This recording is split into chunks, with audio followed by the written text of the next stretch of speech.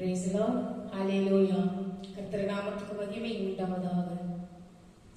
April மாதம் 26ஆம் தேதி கர்த்தர் நம்மை இம்மட்டமாக அழைத்ததற்காக நன்றியோடு அவரை ஆராதித்து துதித்து மகிழ்ந்து நாம் பாடுவோம்.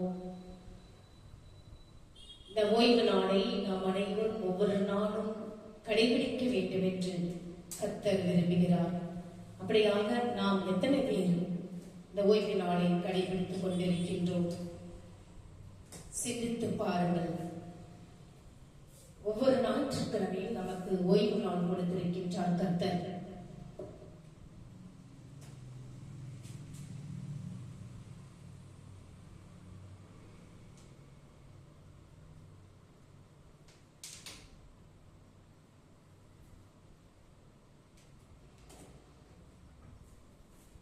இந்த ஓய்வு நாள் என்பது நாம் உள்ளத்தின் ஆழத்திலிருந்து கர்த்தரை நோக்கி நாம் கூப்பிட வேண்டும். அப்படியாக இன்றைய நாளில் இந்த வார்த்தைகளை பார்ப்போம். யோவான் 20ஆம் அதிகாரம் 12ஆம் வசனம். யோவான் 20ஆம் அதிகாரம் 121ஆம் வசனத்தை பாருங்கள். இயேசு மறுபடியும் சீசர்களை நோக்கி, உங்களுக்கு சமாதானம் உண்டாவதாக. பிதா என்னை அனுப்பினது போல நானும் உங்களை அனுப்புகிறேன் என்று சொல்லி அவர்கள் மேல் ஊதி பரிசுத்த ஆவியை பெற்றுக் கொள்ளுங்கள் என்றார். சமாதானம் என்பது வெறும் ஒரு உணர்வு மட்டுமல்ல, அது ஒரு பணி நியமனம். கணக்கமுள்ள உலகிற்குள் நாம் அனுப்பப்படுவதற்காக இயேசு நமக்கு சமாதானத்தை தருகிறார். படித்து பாருங்கள். யோவான் 14ஆம் அதிகாரம் 27ஆம் வசனம், எபேசியர் 6ஆம் அதிகாரம் 15இல் வாசித்து பாருங்கள், உங்களுக்கு நன்றாக புரியும்.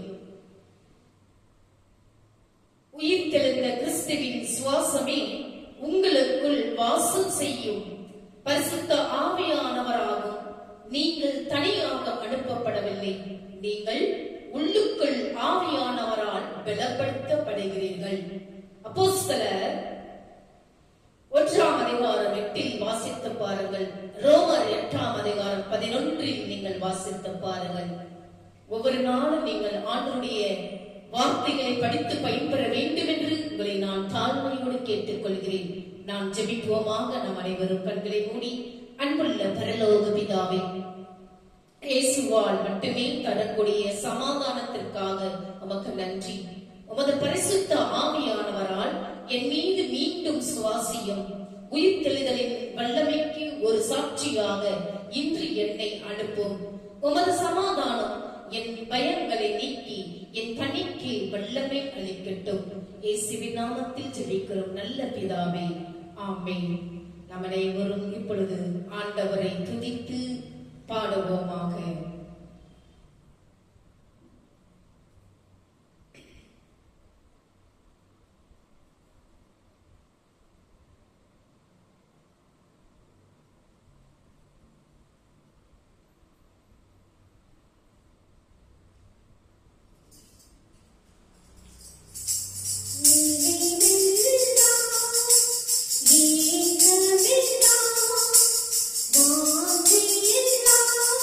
நீ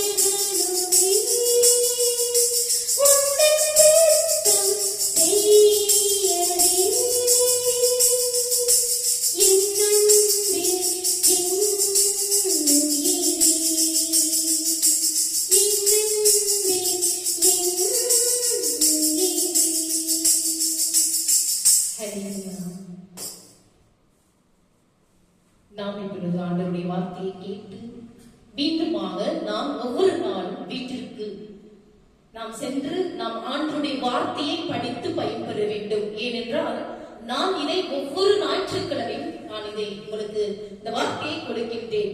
ஆண்டவருடைய வார்த்தையானது ஜீவன் உள்ளது, ஆண்டவருடைய வார்த்தையானது ஜீவன் உள்ளது, உயிர் உள்ளது.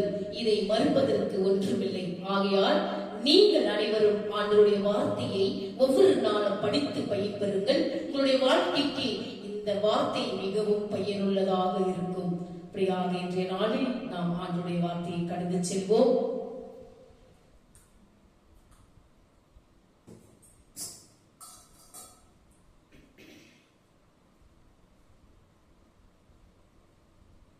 இன்றைய வார்த்தையானது மத்தேயு 21 அதிகாரம் 33-46 வரை,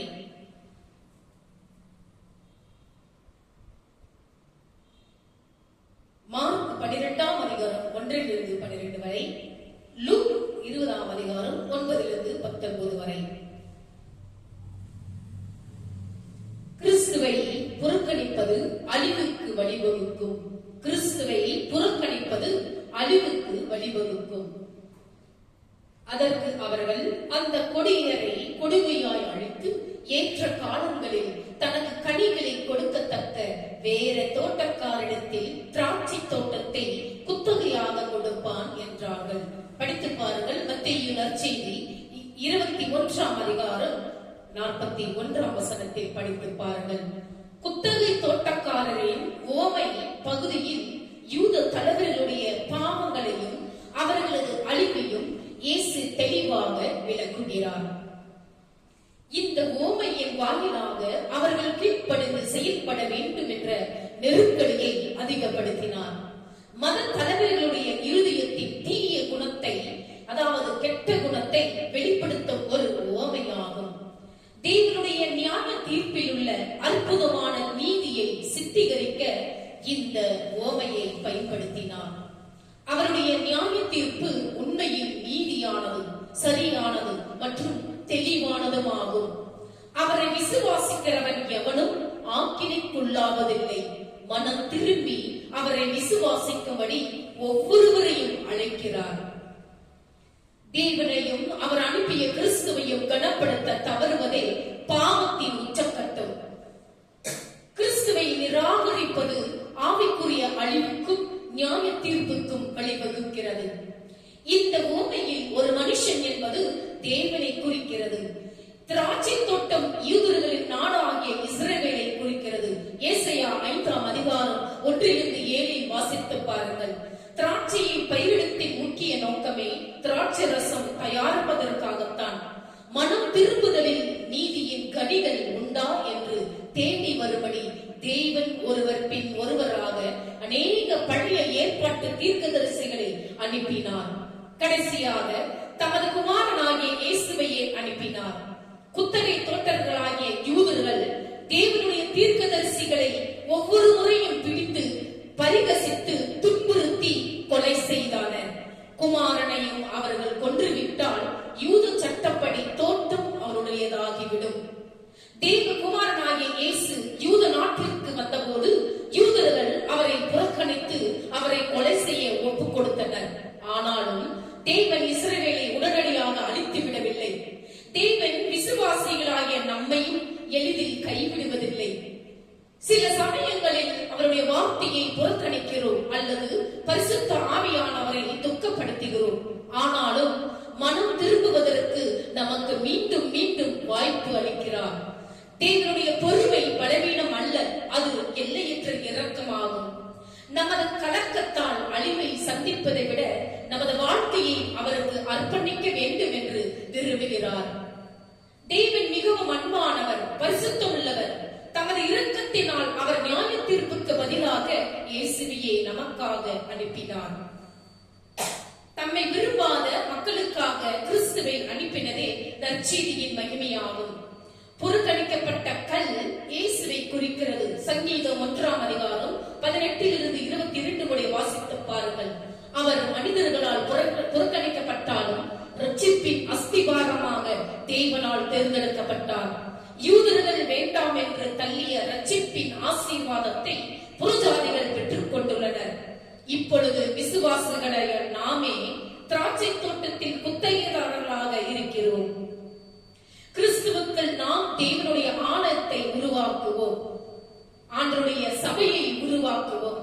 ஜீவனுள்ள விலை உயர்ந்த அழகான தேர்ந்தெடுக்கப்பட்ட கற்களாய் இருக்கிறோம். நற்கனிகளை தந்து நற்செய்திக்கு உண்மையுடன் நிலைத்திருக்க வேண்டிய தனது பொறுப்பை இது சபைக்கு நினைவூட்டுகிறது. தேவனுக்கு மட்டுமே உரிய பரிசுத்தத்தின் கனிகளை விளைப்பதே ஒவ்வொரு விசுவாசிக்குமான சவாலாகும். கிறிஸ்துவே விசுவாசத்தின் அஸ்திபாரம். அவரை புறக்கணிப்பது ஆவிக்குரிய அழிவுக்கு வழிவகுக்கும். ஆனால் அவரை ஏற்றுக்கொள்வதே ரட்சிப்பின் அடிப்படையாகும். அவரை விசுவாசிக்கிறவர்களுக்கு தாம் மூளை கல்லாகவும், விசுவாசிக்காதவர்களுக்கு இடரலாகவும் தடையான கற்பாறையாகவும் இருக்கிறார். மூளை கல்லாகிய கிறிஸ்துவின் மேல் நாம் கட்டப்படாவிட்டால் நாம் அவர் மீது இடறுவோம் அல்லது அவரால் நசுக்கப்படுவோம். தேவனை நிராகரிப்பது இறுதியில் நம்மையே நிராகரிப்பதில் முடிவடைகிறது. தேவனுக்கு மகிமை உண்டாவதாக. அப்படியாக நாம் எந்த அளவிற்கு ஆண்டவரை துதித்து மகிழ்ந்து நாம் ஒவ்வொரு நாளும் அவருடைய வார்த்தை நாம் செவி கொடுத்து வாழ்ந்து கொண்டிருக்கின்றோம். நீங்கள் ஒவ்வொரு நாளும் ஆண்டவருடைய வார்த்தையை படித்து பயன்பெறுங்கள். நான் ஒவ்வொரு ஞாயிற்றுக்கிழமையிலும் இதை உங்களுக்கு கொடுத்துக் கொண்டே இருக்கின்றேன். ஆண்டவருடைய வார்த்தைகளை படிங்கள். தினந்தோறும் ஆண்டவருடைய ஒவ்வொரு வார்த்தையாவது படித்து பயன்பெறுங்கள். கர்த்தர் நமக்காக, நம்முடைய பாவங்களுக்காக உயிர் தியாகம் செய்து மீண்டுமாக நம்மை இந்த பூவுலகத்தில் நமக்காக மீண்டும் வந்து கொண்டிருக்கின்றார். நாம் அப்படியாக என்ன செய்து கொண்டிருக்கின்றோம்? பாவங்களுக்கு மேல் பாவங்கள் செய்யாமல், பாவ படுகொலில் விழாமல், பசாசுகளுக்கு அடிமையாகாமல் ஒவ்வொரு நாளும் நாம் ஆண்டவருடைய பாதையில் செல்வோமானால் நம் தேவைகள் ஒவ்வொன்றும் இரட்டிப்பாக கர்த்தர் கொடுப்பார். அப்படியாக இந்த நாளில் கர்த்தர் தாமே உங்களை ஒவ்வொருவரையும் ஆசீர்வாதத்தை பொழிய செய்வாராக. ஆமென். நாம் இப்பொழுது காணிக்கை பாடல்களை பாடி ஆண்டவரை துதிப்போம்.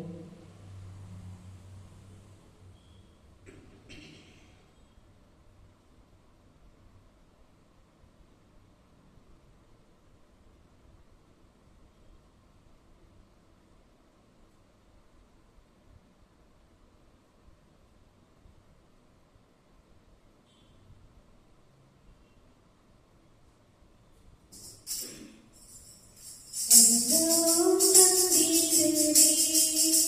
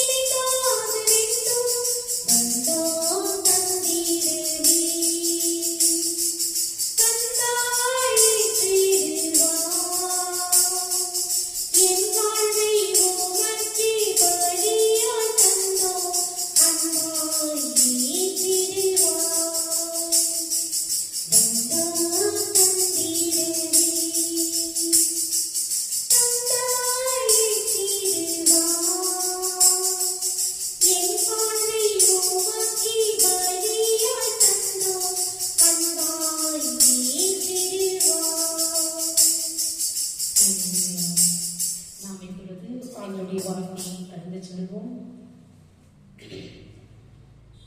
இந்த நேரத்தில் நாம் காணிக்கைகளை உள்ளத்தின் ஆழத்திலிருந்து ஆண்டுடைய காணிக்கைகளை நாம் சமர்ப்பிப்போம்.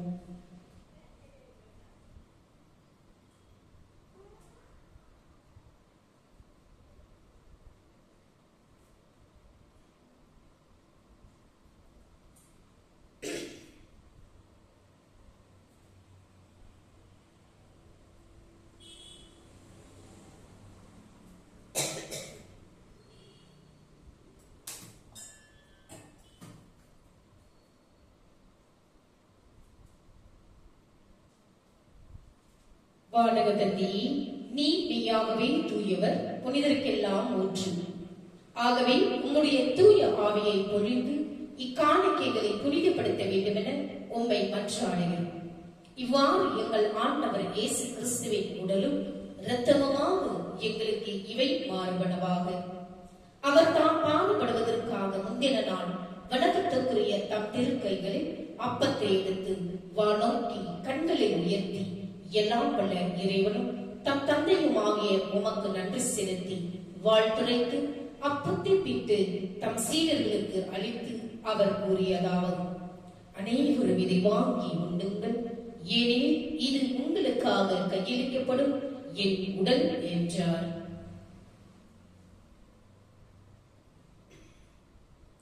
அவ்வளமே உணவருந்திய பின் மகிமை மிகுந்த இக்கிண்ணத்தை வணக்கத்துக்குரிய தம் திருக்கைகளில் எடுத்து மீண்டும் உமக்கு நன்றி செலுத்தி வாழ்த்துரைத்து தம் சீடர்களுக்கு அளித்து அவர் கூறியதாவது: அனைவரும் இதை வாங்கி பருகுங்கள், ஏனெனில் இது புதிய நித்திய உடன்படிக்கைக்கான என் இரத்தம்.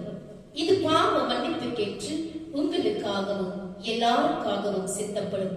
இதை என் நினைவாக செய்யுங்கள் என்றார். நம் அனைவரும் அவருடைய போஜனத்தில் ஒருமனப்பட்டு பகிர்ந்து கொள்வோமாக.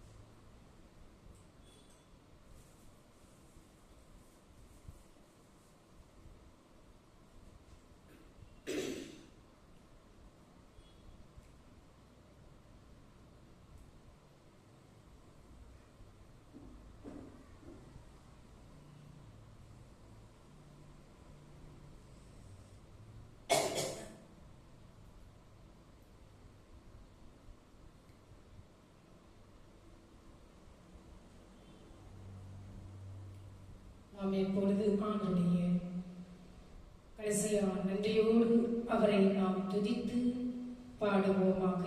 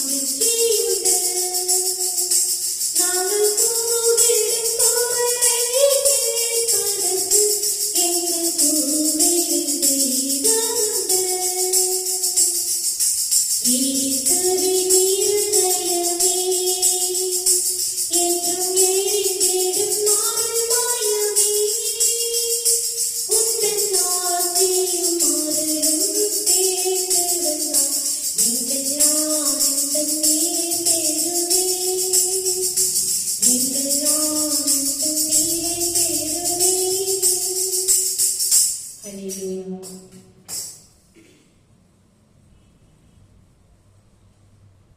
கடைசியாக நாம் இப்பொழுது அவனுடைய ஆசீர்வாதத்தை உள்ளத்தின் ஆழத்திலிருந்து நாம் அவரை கூப்பிடுவோமாக. கண்களை மூடி நாம் ஜெபிப்போமாக.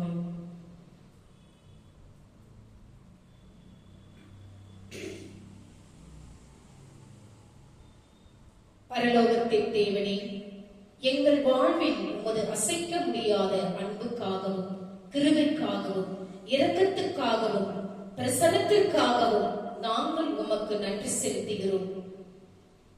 என்ன பிரச்சனை வந்தாலும் நீரே எங்கள் கண்மலையும் எங்கள் பலனின் ஊற்றும் என்பதை அறிந்து உம்மை உறுதியாக பற்றிக் கொள்ள எங்களுக்கு உதவும். சந்தேகம் அல்லது நிச்சயமற்ற காலங்களில் உமது எண்ணற்ற வாக்குத்தத்தங்களை எங்களுக்கு நினைவூட்டி நீதியின் பாதையில் எங்களை வழிநடத்தும். வாழ்க்கை பயணம் முழுவதும் உம்மிடத்தில் மட்டுமே நாங்கள் நிற்கிறோம். நீர் எங்களை பிடித்துக் கொண்டிருக்கிறீர் என்பதை நாங்கள் அறிவோம். பிதாவே, நாங்கள் ஆவிக்குரிய விதத்தில் உம்மை எதிர்த்து உமது பாதையில் இருந்து விலகிச் சென்ற சந்தர்ப்பங்கள் இருந்தன. எங்கள் பிடிவாதத்தையும் பெருமையையும் பயத்தை நீக்கி வேண்டுமென்று நாங்கள் மனமுருக ஜெபிக்கிறோம். இருதயத்தின் சிம்மாசனத்தில் உமது தகுதியான இடத்தை எடுத்துக்கொள்ள உம்மை அழைக்கிறோம். நற்செய்தியின் சத்தியத்தை கேட்கும் மக்களுக்காக நாங்கள் ஜெபிக்கிறோம். சத்தியத்தை கண்டு உமது கர்த்தத்துவத்தை ஏற்றுக்கொள்ளும் கிருபை எங்களுக்கு அவர்களுக்கும் தந்தருளும். ஆண்டவரே, உமக்கு முழுமையாக அர்ப்பணிக்கப்பட்ட இறுதியும் எங்களுக்கு தேவை என்பதை ஏற்றுக்கொண்டு உம்முடைய சமூகத்தில் வருகிறோம். உமது சத்தியத்தை எதிர்த்த நேரங்களுக்காகவும் பயம் அல்லது பிடிவாதம் எங்கள் பகுத்தறிவை மறைக்க அனுமதித்த நேரங்களுக்காகவும் அல்லது எங்கள் சொந்த வழியில் நடக்க முயன்ற நேரங்களுக்காகவும் நாங்கள் மனம் வருந்துகிறோம். எங்கள் பாவங்களையும் அக்கிரமங்களையும் மன்னியும் இயேசுவே. இயேசுவின் ஜெயமுள்ள நாமத்தில் ஜெபிக்கிறோம் நல்ல பிதாவே, ஆமென். என் ஆத்துமாவே கர்த்தரை ஸ்தோத்திரி, என் முழு உள்ளமே அவருடைய பரிசுத்த நாமத்தை ஸ்தோத்திரி. என் ஆத்துமாவே கர்த்தரை ஸ்தோத்திரி, அவர் செய்த சகல உபகாரங்களையும் மறவாதே. நம் அனைவரும் கண்களை மூடி ஆண்டவருடைய ஆசீர்வாதத்தை பெற்றுக் கொள்வோமாக. நம்முடைய ஆண்டவராகிய இயேசு கிறிஸ்துவின் கிருபையும் பிதாவுடைய அன்பும் பரிசுத்த ஆவியினுடைய அன்யோன்ய ஐக்கியமும் நம்மோடு நம்முடைய குடும்பத்தோடு யாரெல்லாம் இந்த யூடியூப் சேனலை பார்த்துக் கொண்டிருக்கின்றார்களோ ஆண்டவருடைய வெளிச்சமானது உங்கள் மேலும் உங்கள் குடும்பத்தின் மேலும் பிரகாசமடையத்தக்கதாகவும் ஆண்டவர் வரும் மட்டும் உங்கள் மேல் சந்தோஷம் சமாதானம் என்றென்றும் நிலைத்திருப்பதாக. ஆமென். May God bless you. ஆண்டவர் உங்களை ஒவ்வொருவரையும் ஆசீர்வதிப்பாராக. ஆமென்.